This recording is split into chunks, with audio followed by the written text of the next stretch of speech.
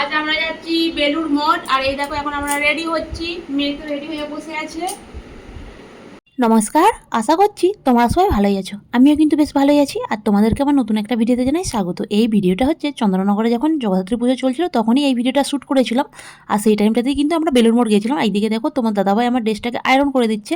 আর আমার যেহেতু পুজোর ডিউটি, নাইটে ডিউটি আছে, দিনেতে ফাঁকা ছিলাম, তাই হঠাৎ করে আমরা প্ল্যান করি যে আমরা বেলুড় মঠ যাবো। এখন আমরা রেডি হয়ে গেছি, দুজন তো এগিয়ে গেছে, কারণ হেঁটে হেঁটে যেতে হবে ওই পার বালি পর্যন্ত, বালি খাল পর্যন্ত যেতে হবে। ওখান থেকে টোটো চলে, ওখান থেকে টোটো ধরবো। এদিকে দেখো টোটো স্ট্যান্ডে আসার সঙ্গে সঙ্গে কিন্তু টোটো পেয়ে গেছে। আর মেয়ে তো খুবই খুশি, অনেকদিন পরে ঘুরতে যাচ্ছে।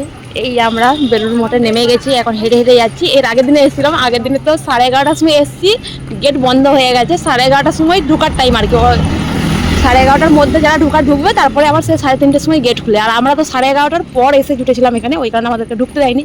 সেদিন আমরা ফেরত গেছি, আজকে আবার চলে এসেছি। দুদিন আগেই এসেছিলাম আমরা। আজ আমরা কোনো রকম রিস্ক নিইনি, সকাল করে বেরিয়ে পড়েছিলাম। 10:30টার মধ্যে কিন্তু আমরা বেলুড় মঠে ঢুকে গেছিলাম। আর টোটোওয়ালা আমাদেরকে মেন রোডে নামিয়ে দিয়েছে। আর মেন রোড থেকে কিন্তু অনেকটাই হেঁটে যেতে হয়। আর যখন ফেরার সময় কিন্তু টোটোগুলো এখান থেকেই পাওয়া যায়, কিন্তু আসার সময় মেন রোড থেকে হেঁটে আসতে হয়। আর এটা হচ্ছে মেন গেট। এই গেটটা পেরিয়ে যাওয়ার পরেও কিন্তু আর একটা গেট আছে। প্রথম গেটটা পেরিয়ে যাওয়ার পরেও কিন্তু অনেকটাই হেঁটে যেতে হয়। আর এখন দেখো আমরা হেঁটে যাচ্ছি, আর চারপাশের ভিউটা দেখো কত সুন্দর, গাছপালায় ভর্তি, আর মন ভরে যাওয়ার মতো পরিবেশ। তারপরে দেখো আমরা চলে এলাম মেন গেটে। আর মেয়েকে দেখো কত খুশি, ও তো ছুটাছুটিতেই ব্যস্ত।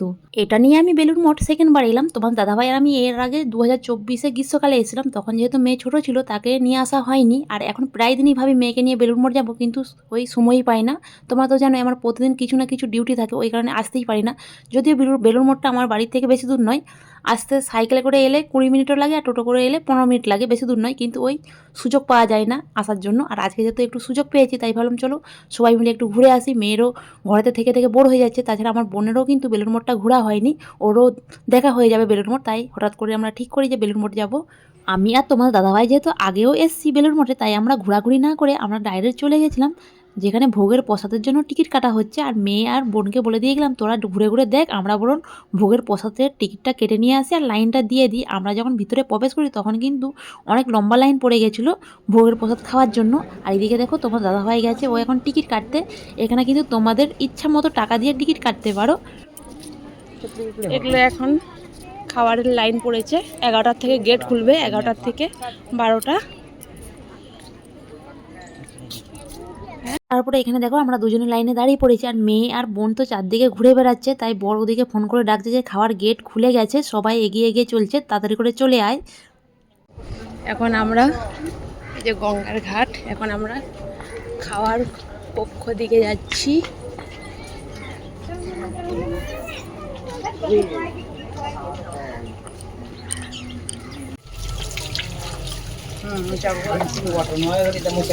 ভোগ খাওয়ার কক্ষে ঢোকার আগেতেই কিন্তু হাত ধোয়ার ব্যবস্থা আছে। আমরা দেখো হাত ধুয়ে তারপরে হেঁটে হেঁটে চললাম, অনেকটাই কিন্তু হেঁটে হেঁটে যেতে হবে গঙ্গার পার হয়ে।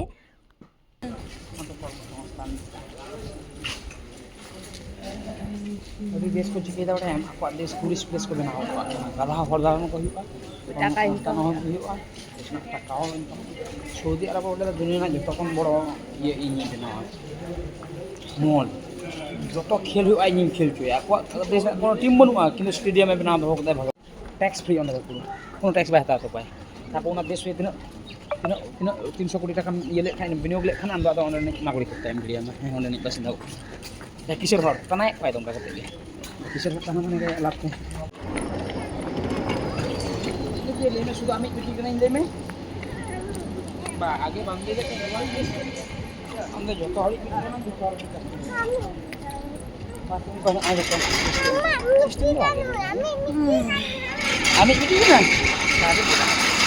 আর এখন চলে এলাম ভোগ খাওয়ার কক্ষে। আর তোমরা শুধু ভোগ খাওয়ার কক্ষটা তোমরা শুধু দেখো কত বড়। এখানে কিন্তু হাজার হাজার লোক একসঙ্গে বসে খাবার খেতে পারবে, কারোর কিন্তু কোনো অসুবিধা হবে না। আর এখানের ব্যবস্থাটা তোমরা দেখো, আমরা আসার আগেতেই কিন্তু জল আর থালা কিন্তু রেডি করাই ছিল, শুধু যে বসে পড়বে। আর যারা বেলুড় মঠে এসছো তারা তো জানোই, আর যারা আসুনি তাদেরকে আমার ভিডিওর মাধ্যমে দেখিয়ে দিচ্ছি কখন আসতে হয়, কী ব্যবস্থা না ব্যবস্থা সবই কিন্তু আমার ভিডিওতে আমি বলে দিয়েছি। আর এখন দেখো আমরা খাবার খেতে বসে পড়েছি। আর আজকের ভিডিওটা কিন্তু এখানেই শেষ করছি, তোমরা সবাই ভালো থাকবে।